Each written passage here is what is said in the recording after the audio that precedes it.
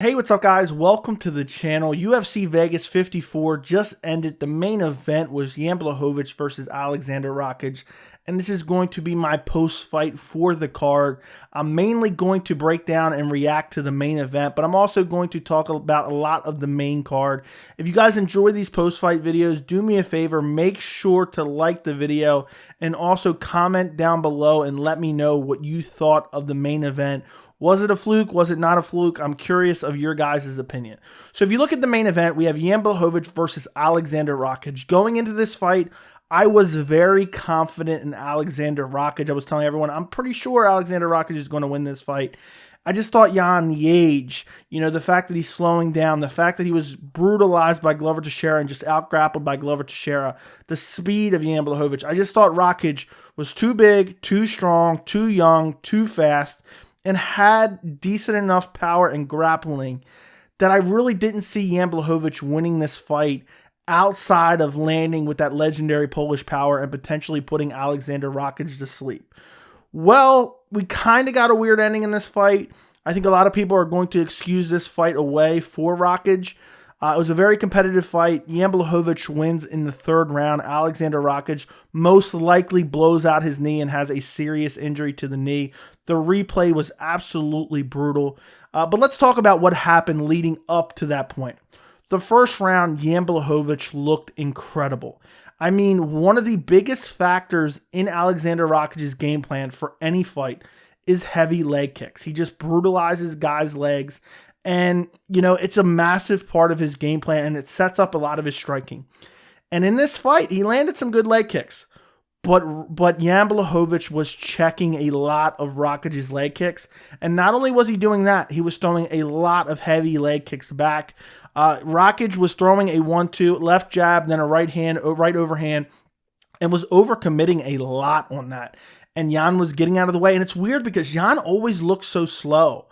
But somehow he finds a way not only to get out of the way, but to land counters. And Jan Blachowicz got the better of the striking in the first round. He clipped Rakic quite a few times. Rakic's chin looked really good. There was a couple times that I thought he might get hurt, but he was fine, and he was right back onto the game plan. Rakic looked a little bit more aggressive, especially in that first round. And I thought maybe after watching that first round, I said, I really think Rakic is looking to make a statement. He saw what Jiri Prochazka did. He came in, he won 2 fights, he was super exciting, and he got himself a title shot. And I think Rakic is really trying to get a statement win against Jan Blachowicz here to stake his claim to the winner of Glover Teixeira versus Jiri Prochazka at UFC 275. But Jan Blachowicz was just somehow finding a way to land. Jan Blachowicz was landing the better leg kicks.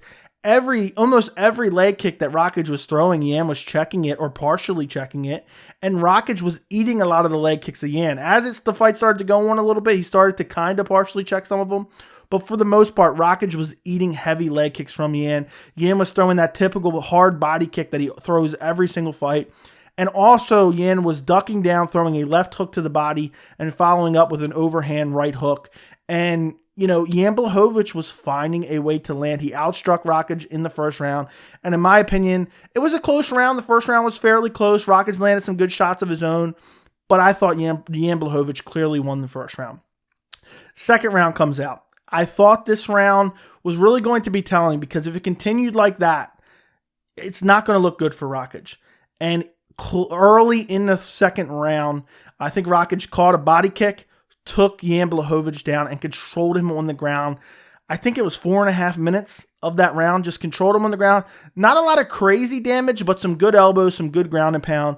Rakic clearly won the second round. And that's where it got interesting because, both guys are starting to slow down. We know Jan Blachowicz has 5-round cardio. He didn't even sit on the stool in between the second and third round.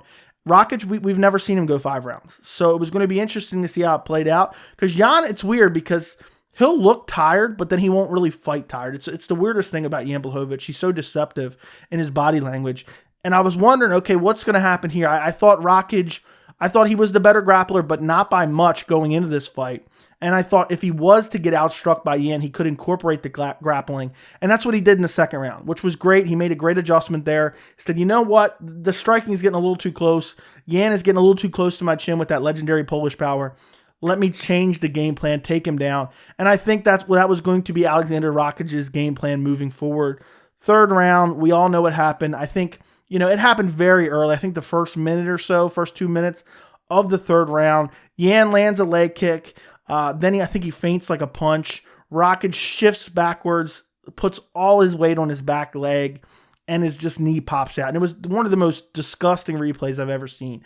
And I feel like this is a really shitty ending to a fight because there wasn't an immediate strike that landed that caused this injury. So I think a lot of people are going to try to call this a fluke win for Jan Blachowicz. And while it's not the most defining win for Jan Blachowicz looked very good in this fight. I don't believe you can take this win away from him.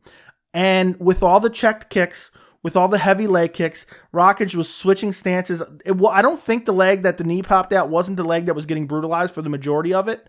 But I don't believe that you can take this win away from Jan Blachowicz. He looked very good on the feet. He did not get destroyed on the ground. He maintained guard. He ate some ground and pound, but I just think he was surviving to fight the next round. Every round starts on the feet.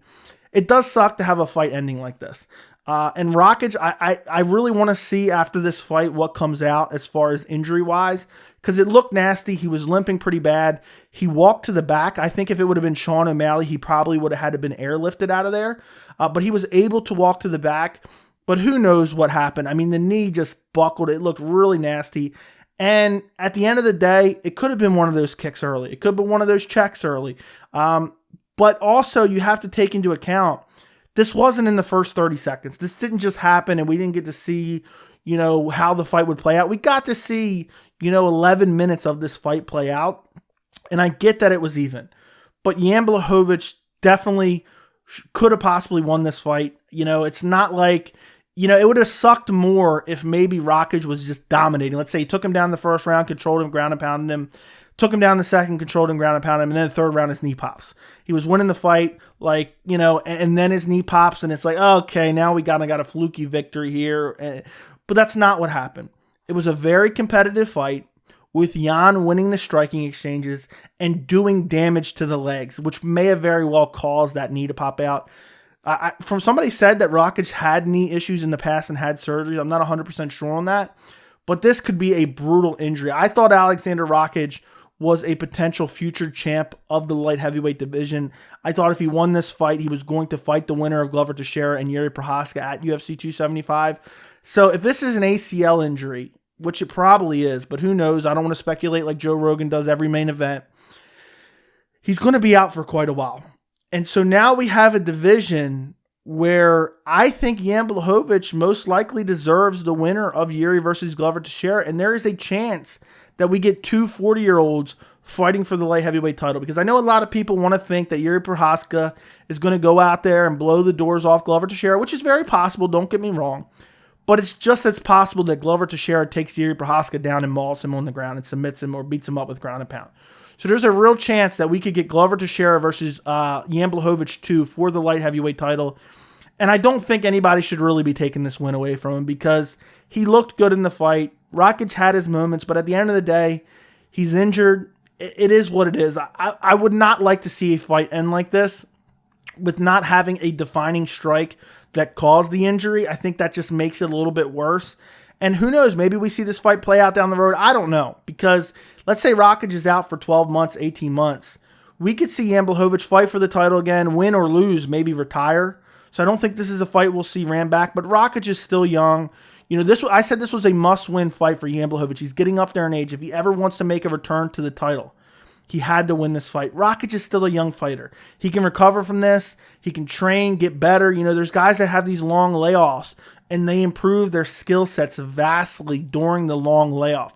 It could be a blessing for Rakic. Who knows? I want to see what happened with the injury, because there's also the case like Thiago Santos when he hurt both his knees, and it just seemed like he never returned to be the same fighter, and still hasn't. And, so it's one of those things where that can change your fighting career forever. But I still think he's young. I still think he's ever improving. I think he looked good in this fight. I didn't like that he was overextending quite a bit on especially the right hand. I thought there was a chance on one of those heavy right hands that Jan Blachowicz would just clip him with a left hook right behind the temple and just put him to sleep. But Rakic had some good moments in this fight as well. He was landing with the hands. He was pumping the jab. He bloodied up Jan Blachowicz' eye in the first round. There was a nasty cut under Jan Blachowicz' eye that he constantly kept wiping the blood away from. And, you know, I really truly do believe, even though I'm saying we can't take this away from Jan, he still looked very impressive. I do believe that had this fight gone on, I think it was 50-50. You know, if you told me at the beginning of the third round, pick who was going to win now, that you've seen 10 minutes of the fight, I would say this fight could go either way. I could have seen Rakic grappling out a decision for the rest of the fight, but I also could have seen Jan Blachowicz KOing him. So it's one of those things where we leave the main event a little bit unsatisfied, but at the same time, at least we got to see the fight play out for as long as we did. And Jan Blachowicz was doing very well. It's not like he was getting the doors blown off. Again, it would have sucked if Rakic was like dominating and then this injury happened. But Blachowicz was lighting up those legs, checking kicks nonstop. Jan Blachowicz looked dialed in tonight. And he could have very well finished Rakic if that knee hadn't blown out in the third round. But we'll never know. It's an unfortunate main event ending, but it is what it is. I think that's enough about the main event, but do me a favor and comment down below and let me know how you feel about this main event ending, because I think it's one of those things where there's a variety of opinions on this. So moving down, we're going to talk a little bit about the rest of the main card. Ryan Spann versus Ion Cutelaba. Ryan Spann just goes out there, hurts Ion Cutelaba with everything that he throws. At one point, he hurts Cutelaba. Cutelaba takes him down. Spann gets the feet on the hips, pushes him away from him a couple feet. Ion Cutelaba, like typically Cutelaba does, super sloppy, super aggressive, throws a massive right hand, misses, goes to the ground, and Ryan Spann wrenches up one of the nastiest guillotines I've ever seen. He looked like he was trying to pop Ion Cutelaba's head off. It was a great win for Ryan Spann. Cutelaba taps really fast. Ryan Spann was just wrenching it so hard, it was like hard for him to even stop. Herb Dean took forever to kind of get in there. But taps Ion Cutelaba. I know this was an impressive performance, but at the same time, I'm not super high on Cutelaba. He has a suspect chin. The guy's super aggressive and gets clipped up a lot. I expected Ryan Spann to win this fight. I expected one of these guys to get KO'd in this fight. So it was a little bit shocking to see Ryan Spann get the submission. You know, I don't know how likely that was to happen, but it was a good win for Ryan Spann, and he looked great on the feet. Ion Cutelaba really didn't land anything on the feet. Ryan Spann was hurting him with every shot, and that's how he ended up getting taken down the first time, because he hurt him, he started rushing in, got a little bit over-aggressive. And if Ryan Spann, I know this isn't, he hasn't beat a top 15 guy in Ion Cutelaba. Ion Cutelaba is not ranked, but I feel like Ryan Spann, with his skill set, if he can refine his skills and continue to improve, there is a chance that he could be a top 15 guy. He got finished by Johnny Walker, but he hurt Johnny Walker in that fight as well. So I feel like if he can work on, you know, he has a little bit trouble with striking defense, gets clipped up a bit, gets a little bit too over-aggressive in fights. If he can work on that a little bit, he could be a guy that we could see creep into that top 15. But a great performance, a great win over Ion Cutelaba. But at the end of the day, we know who Ion Cutelaba is. Moving down the card, Davey Grant versus Luis Smolka. This was a great fight. I really enjoyed this fight. If you missed this fight, I recommend going back and rewatching it. Davey Grant, at his age, in the bantamweight division, just going out there and putting on an amazing performance. He wins via brutal ground and pound KO in the third round. And this was a fun fight. I expected Davey Grant to dominate Luis Smolka. That's not what happened. In the first round, Davey Grant was just lighting him up on the feet. At one point, I think he knocked him out with a jab. He followed up, wasn't able to finish him. It was like a flash KO. And Davey Grant was just landing nasty. I mean, he was throwing wild, wingy punches and just pretty much landing everything. As the second round went, as we got to the second round, I think Davey Grant, you realize this guy is maybe here to stay. And I'm getting tired. I've been throwing a lot of shots. Started to dial it back a little bit. And then also Luis Smolka was continuing. I mean, Luis Smolka, everybody trashes this guy. But even though he was eating hard shots, almost got finished at the end of round one. He was pressing forward, landing some of his own shots. Davey Grant, Luis Smolka was showing up. Davey Grant was hitting a lot of the arms in the second round. Luis Smolka comes back and wins the second round. Outstruck Davey Grant. Davey Grant looked like he was tiring. It looked like the writing might have been on the wall that Davey Grant could potentially now lose 29-28 because he looked like he was tired. I think he might have been taking the round off a little bit. Third round, Davey Grant comes out, looks more like first round Davey Grant. You realize, okay, there's 5 minutes left. I'm going to go out and do what I was doing in the first round. A lot of wild winging punches. Eventually, he hits Luis Smolka with a nasty calf kick. And he had been slamming leg kicks all fight. Luis Smolka immediately shoots on a takedown, goes completely flat. I thought Davey Grant should have made him stand up. I was saying on the stream, let him stand up. Luis Smolka starts to kind of scramble. Davey Grant ends up in like a half guard position, throws some of the most brutal ground and pound I've seen, lands a couple shots, put Luis Smolka completely out, gets the third round TKO or knockout stoppage. Davey Grant, while this was a great performance, we have to look at who's it against. It's Luis Smolka. I expected Davey Grant to win this fight, and Davey Grant is a very fun fighter at bantamweight, but you look at the depth of the division, I don't know if Davey Grant can really make a climb up that top 15 ladder. There's so many killers outside of the top 15. I don't know with his wild, aggressive style. Guys who are really technical and throw a lot of straight punches and have power are going to put a guy like Davey Grant away. But still, great fight, fun performance, and great KO win for Davey Grant. Moving down the card, this is a fight that had a little bit of controversy behind it. Katlyn Chookagian versus Amanda Ribas. I thought that Chookagian clearly won this fight. There were some people saying robbery for Ribas, should have got the win.